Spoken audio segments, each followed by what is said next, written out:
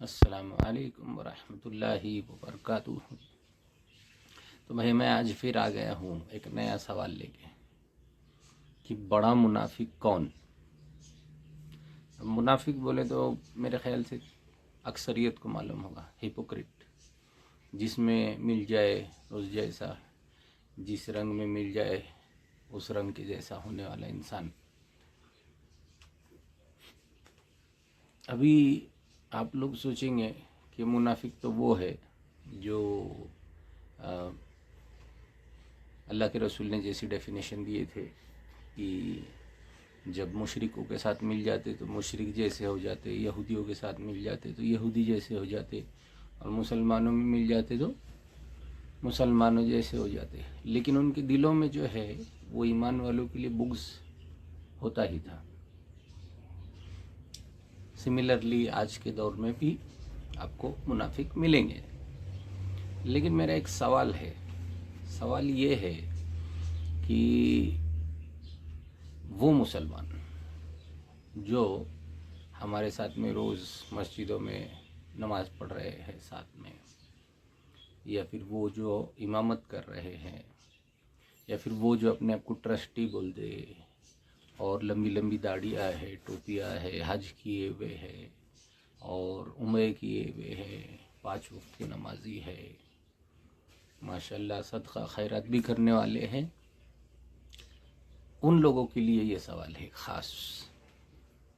अब आप मुझे एक बात बताएं कि अल्लाह का कुरान ये कह रहा है कि सूद का जो कारोबार करता है वो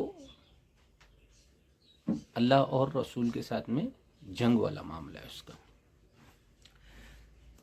अब सूद के कारोबार का हदीस में अपने को खुलासा क्या मिलता कि 4 लोग जो है वो सूद में बराबर के हिस्सेदार है, या फिर सूद के गुनाह में बराबर के हिस्सेदार है। सूद लेने वाला, सूद देने वाला, सूद लिखने वाला और सूद पे गवाही देने वाला, बराबर ये 4 लोग बराबर के शरीक है उस गुनाह में। तो अब ये जितने लोग हैं जो लोन पे गाड़ियाँ लेते, लोन पे फर्नीचर लेते, लोन पे न जाने क्या क्या लेने, और जो लोग बैंकों से इंटरेस्ट उठाते, ये लोग जो है ये उन्हीं पैसों में से बेचारे मस्जिद के इमाम को भी पगार दे देते, तो वो बेचारे खामोशी से अपनी इज़्ज़त, अपनी नौकरी बचाने के लिए वो बेचारे इनके खिलाफ नहीं बोलते क्या। अभी मसला ये है कि ये जो लोन लेने वाले हैं या लोन देने वाले हैं, जो लोग चक्री ब्याज पे पैसे फिराने वाले, मीटर पे पैसे फिराने वाले मुसलमान, सूद का कारोबार करने वाले मुसलमान, लोन वाले मुसलमान, अब ये जो है अल्लाह और रसूल से जंग का मामला तो इनका है ही, लेकिन फिर ये आ रहे मस्जिदों में और अल्लाह के सामने झुक रहे, रुकू कर रहे, सजदा कर रहे, नमाज़ पढ़ रहे। जब ये मस्जिद के बाहर है तो ये लोन में है, सूद में है, और ये मस्जिद के अंदर है तो ये मुसलमान है। क्या हम इसको मुनाफिक कह सकते हैं? अब लोग बोलेंगे किसी की मजबूरी है, किसी के पास उतना पैसा नहीं है, किसी के पास ये सहूलत पे मिल जाता, लोन पे मिल जाता, ईएमआई पे मिल जाता। तो ये सब होने के पीछे रीज़न क्या है? ये सब होने के पीछे रीज़न ये है आपके पास बैतुल माल का सिस्टम नहीं है, आपके पास में एक सेंट्रल लीडरशिप नहीं है जहाँ पे आपकी मईशत कंट्रोल हो सके, जहाँ पे आप सदका, खैरात, ज़कात, अतियात जमा कर सके, जिसको एक बैतुल माल की शक्ल में रखा जा सके और ज़रूरतमंदों को डिस्ट्रीब्यूट कर सके। अच्छा, इसमें सबसे इम्पोर्टेंट बात यह है बेईमानी, एक नंबर की बेईमानी जो मुसलमानों में घुस गई ना, ईमानदारी से पैसे ना लौटाने की सिफत। कैसे हम उस शख्स को मुसलमान कह सकते हैं? अल्लाह के रसूल ने फरमाया मन गश्श फलैसा मिन्ना, मन गश्श फलैसा मिन्नी, कि धोखा देने वाला हम में से नहीं। तो पैसे लेके नहीं लौटाने वाला तो धोखेबाज ही है ना। आपस में सगे भाई से, सगी बहन से, बहनोई से, रिश्तेदारों से पैसे लेने वाले और नहीं लौटाने वाले। हमने तो ऐसे भी लोगों को देखा है जिनके पास अमानत की तौर पे बहन ने अपने गहने रखे, क्योंकि उसके घर का काम चालू था, और घर का काम ख़त्म होने के बाद में बहन जब भाई के पास आई कि मेरे गहने जो तेरे पास रखे थे वो लौटा दे, तो पता है उस भाई ने क्या किया? तेरे शौहर को बोले 20 लाख रुपए देने में तेरे गहने लौटा देता, नहीं तो भूल जा। ये आंखों देखी बात है, किसी की सुनी सुनाई नहीं। हम ऐसे ऐसे लोगों में रहे समाज में जहाँ से हमको मुसलमानों की बुराइयों का खुला खुला पता चला, खुला हुआ। हम किस खतरनाक लेवल तक मतलब बेईमान हो चुके हैं। सोचो, हम सगी बहन को नहीं छोड़ रहे तो हम अल्लाह और रसूल तो किताबों में है ना। सोचते कि कुछ करने से पहले कि किस लेवल के मुनाफिक है हम, किस लेवल की बुराई आ चुकी है हमारे अंदर। सगी बहन की बात कर रहा मैं, ऐसे दूर के रिश्तेदार की बात नहीं कर रहा। और अगर गलती से ये वीडियो उस शख्स के पास पहुंच जाता है, वो समझ जाएगा कि हाँ, उसी के बारे में बात हो रही है। मैं तो ये एक छोटा सा एग्जांपल दिया, लेकिन मेरी असल जो मौजू है मुनाफिकत के ऊपर है। तो जो लोग लोन, सूद का मामला रखते मस्जिदों के बाहर, वो अल्लाह और रसूल से जंग की पूरी तैयारी, फुल अल्लाह और रसूल के मुखालफत में खड़े हुए हैं, डट के जमे हुए हैं, साबित कदम है। फिर मस्जिद में आते मुसलमानों को बताने के लिए कि हम तो भाई एक अल्लाह को मानते हैं, हम रसूलुल्लाह की उम्मत है, हमको जन्नत में जाने का मरने के बाद। ऐसे लोगों के साथ में क्या मामला होगा अल्लाह का? ऐसे लोगों को क्या हम असल मुनाफिक कह सकते हैं? ये क्वेश्चन है मेरा इस समाज से, उन लोगों से जो लोग लोन, सूद और बैतुल माल का खात्मा और मेरा माल करने वाले लोग। क्या आपको पता है कि इंसान के पास में जो कुछ भी है, इनफैक्ट उनकी जान भी, यानी कि अभी मेरे अंदर जो रूह है वो भी मेरी नहीं है, वो अल्लाह की अमानत है। तो हमारे पास जो माल है वो भी अल्लाह की अमानत है। हमारे पास जो कुछ भी है वो अल्लाह की अमानत है। हमारे वालिदैन भी अल्लाह की अमानत है, हमारे बीवी बच्चे भी अल्लाह की अमानत है। क्या हम लोग अमानत में खयानत करने वाले नहीं बन गए? अमानत में खयानत करने वाली कौम के साथ में अल्लाह क्या करते? पिछले अंबिया अलैहिस्सलाम के किस्से उठा के देखो, अल्लाह ताला ने क्या क्या मामले किए किस किस के साथ। मैं अक्सर असहाबे सब्त की एग्जाम्पल देता। तो बेचारे इबादत गुजारते, लेकिन उन्होंने सिर्फ वो शनिचर का जो लूप होल निकाला कि अल्लाह का हुक्म हुआ शनिचर के दिन तुम लोग फिशिंग नहीं करेंगे। उन लोगों ने फिशिंग नहीं की, सिर्फ उन लोगों ने गड्ढे बनाए समंदर के पास, और जो मछलियाँ थी वो अपने आप आती थी, और ये संडे को जाके ये लोग वो फिश निकाल लेते थे गड्ढों से। सिर्फ लूप होल ढूंढने के ऊपर अल्लाह ताला ने उनको बंदर बना दिया। आज हम लोग तो डायरेक्ट सूद, डायरेक्ट लोन, अल्लाह के बनाए हुए निज़ाम जो सोशल सिस्टम था बैतुल माल का, उसको ख़त्म करके सूदी कारोबार, बैंकों से कारोबार। इसके पीछे सबसे इम्पोर्टेंट रीज़न, ये सबसे ज़रूरी वजह जो है ना, एक सेंट्रल लीडरशिप नहीं है। अभी आप देखो, मैं आपको एग्जांपल दूंगा। भूरी समाज के मेरे बहुत सारे दोस्त लोग हैं, बुरहानपुर समाज के, फिर अहले तशय्यो के हैं। इनके अंदर जो है एक सेंट्रलाइज सिस्टम है, इनका एक कोई एक लीडर है जिसकी बातों के ऊपर ये लोग अमल भी करते, और उन्होंने अगर किसी चीज़ से रोका तो वो रुक भी जाते। अब जैसे भूरियों का मैंने एग्जांपल दिया, तो जब ये बैंक में काम करते थे ये लोग, तो इनके जो सेंट्रल लीडर है उन्होंने हुक्म जारी किया कि सूद का कारोबार हराम है।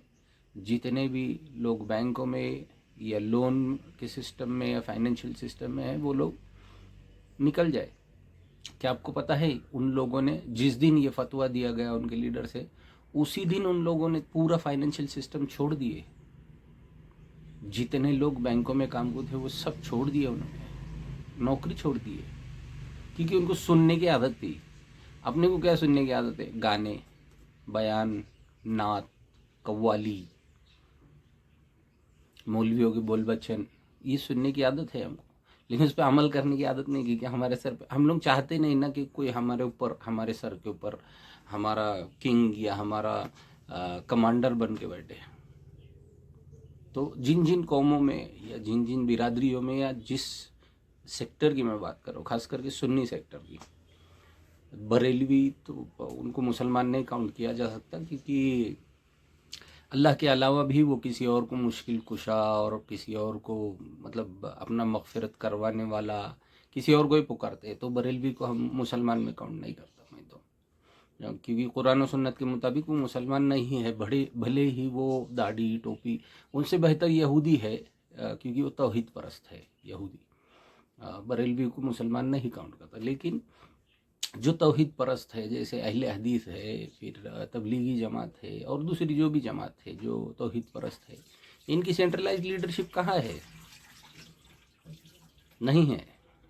जमीयत उलमाए हिंद सेंट्रलाइज लीडरशिप नहीं है। वो लोग आरएसएस की एक ब्रांच है, और वो लोग जो है उनका एक अलग सिस्टम चलाते हैं, वो गवर्नमेंट के अंडर में आते हैं। बहरहाल अपना टॉपिक जो है वो कोई पॉलिटिकल टॉपिक नहीं है, क्योंकि पॉलिटिक्स के ऊपर बात करना बेवकूफ़ी है। हमको बात करना है शरीयत मुतहरा हमको क्या कह रही है, और हम लोग कैसे शरीयत की मुखालफत करें और अल्लाह और रसूल की डायरेक्ट मुखालफत करें, अल्लाह के कुरान की कैसे हम लोग डायरेक्ट मुखालफत कर रहे, उसके बारे में बात करना है। तो असल मुनाफिक कौन है, यह है आज का सवाल। तलाश करो। सबसे इम्पोर्टेंट चीज़ मेरे ये वीडियोस बनाने के पीछे है ना, एक ही मकसद है कि हमको सेल्फ इंट्रोस्पेक्शन की ज़रूरत है। हमको अपने अंदर झांकने की ज़रूरत है कि हमने जो हमारे बाप दादा जिस मज़हब पे थे ना, उसमें से हम लोग अभी तक बाहर नहीं निकले। कोई मनियार है, कोई तांबुली है, कोई कुरैशी है, कोई बड़े का कुरैशी, कोई छोटे का कुरैशी है, कोई मुल्ला है, कोई मुलानी है। ये जमातें हैं, इनके अंदर भी कोई सेंट्रलाइज लीडरशिप नहीं है जो इनको कंट्रोल कर सके, इनको कमांड कर सके। तो ये डायरेक्ट जो है अल्लाह की नाफरमानी के अंदर मुब्तिला है। मैं ऐसे नहीं बोल रहा हूँ कि हो सकते हैं, है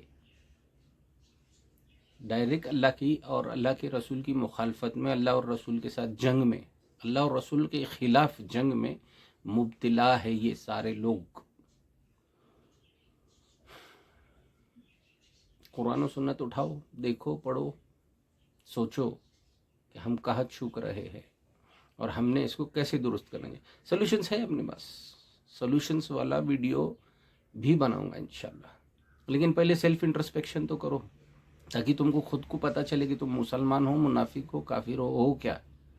और अगर तुम अपने आप को मुसलमान कहते हो या समझते हो, ये बात तो ज़रूर पता है, इन्ना लिल्लाही व इन्ना इलैहि राजिऊन, हम अल्लाह की तरफ से आए हैं और अल्लाह की तरफ हमको लौट के जाना है ना, मरना है, और मरने के बाद में हिसाब किताब देना है, सवाल जवाब होना है। अगर उस ज़िंदगी जो लामहदूद है, उस ज़िंदगी का यहाँ पे कितने 50 साल, 60 साल, 70 साल, चलो बहुत किस्मत वाले रहेंगे 80-100 तक पहुँच गए, उसके बाद क्या, मरना तो है ना। मरने के बाद क्या, बहुत मज़ा आएगा इंशाल्लाह। मरने के बाद कर लो यहाँ पे जो करना है, सोल्यूशंस है अपने पास में, हम बहुत कुछ कर सकते हैं। हमको सिर्फ आगे आना है और अपने आप को एक समाज बनाना है, वो समाज जो अल्लाह के रसूल ने मदीने में बनाए थे। अगर हम वो समाज नहीं बना सकते, लौट जाओ अपने बाप दादा के मज़हब की तरफ, कुछ नहीं होने वाला। तुम्हारी नमाजें भी काम नहीं आएंगी, कुछ भी काम नहीं आने वाला। हदीसों से साबित कर दूंगा ये, कुछ काम नहीं आने वाला। कुरान से भी साबित हो जाएगा इंशाल्लाह कि तुम्हारी कोई भी इबादत तुम्हारे कुछ काम नहीं आने वाली, तुम्हारा सदका ज़कात खैरात भी काम नहीं आने वाला।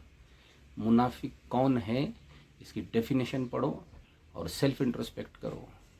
हम लोग किस लेवल के जालिम हो चुके हैं, हमने क्या कर दिया ये समाज का काम, हम क्या कर सकते थे। बहुत कड़वी बात करने जा रहा हूँ। बड़े चाव से जाते हो मक्का मदीना, है ना, मार्बल के फर्श लगे हुए, वहाँ पे झूमर लगे हुए क्रोमियम के, दिन रात एसी चालू रहता। दुनिया के अंदर कितने गरीब लोग हैं पता है? कितने गरीब लोग हैं। अगर सिर्फ तुम्हारा जो सो कॉल्ड अब्बू जी सऊदी अरब है, उनका जो पैसा अमेरिका को जाता या उनका जो पैसा हराम में जाता या दोनों हरमैन में जाता, अगर वो पैसा स्टॉप करके अफ्रीका के लोगों पे खर्च कर दिए, एशिया के गोर गरीब पे अगर खर्च कर दिए, ये पूरी दुनिया की इकोनॉमी और मईशत को बर्बाद करने में मुसलमानों का हाथ है। ये मैंने अपनी एक वीडियो में बोला था। इसके ऊपर एक पूरा एनालिसिस है अल्हम्दुलिल्लाह। लेकिन उससे पहले हमको सेल्फ इंट्रोस्पेक्शन करने की ज़रूरत है। आज जो बेवाएँ हैं, जो यतीम बच्चियाँ हैं, यतीम बच्चे हैं, इनकी लाइफ बर्बाद करने में जो हाथ मुसलमानों का है, वो जिस माहौल में रहते ना, उस माहौल का भी नहीं है। सेंट्रलाइज्ड लीडरशिप नहीं होने की वजह से हम लोग मुनाफिक बन चुके हैं। मैं ये नहीं कर रहा हूँ कि हम लोग मुनाफिक जैसे हैं, हम मुनाफिक है ऑलरेडी। हमको सेल्फ इंट्रोस्पेक्शन की ज़रूरत है और कम से कम समाज को दुरुस्त करने की ज़रूरत है।